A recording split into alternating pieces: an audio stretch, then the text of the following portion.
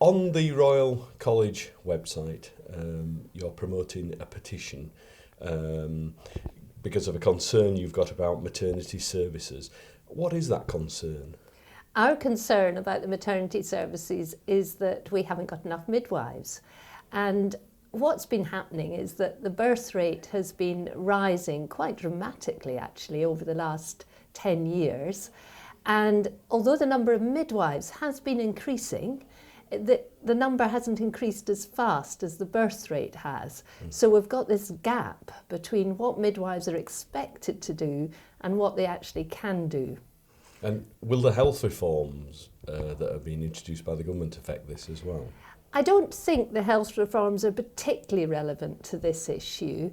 What we're hoping is that the government will realise that we can't deliver the quality of care we need or the standards of care we need unless we do have enough midwives, and that a decision will really be made to commit to there being a certain number of additional midwives in the workplace, just like the government has made a commitment to an increase in the number of health visitors in the workplace.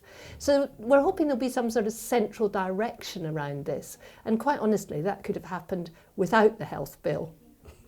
And how well has the petition been received? It's very prominent on the website. It's been really well received, but we do need to get some more signatures if we're going to achieve our end point, which is 100,000 signatures, and hopefully that will lead to debate in Parliament. We've got huge interest in this actually from the Women's Voluntary Society. And they're having their annual general meeting next week, and this is going to be a motion for debate.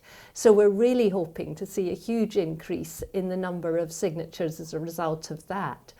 And I think what that demonstrates is that this isn't just an issue for midwives. This is an issue for women, it's an issue for society. It's really important to all of us.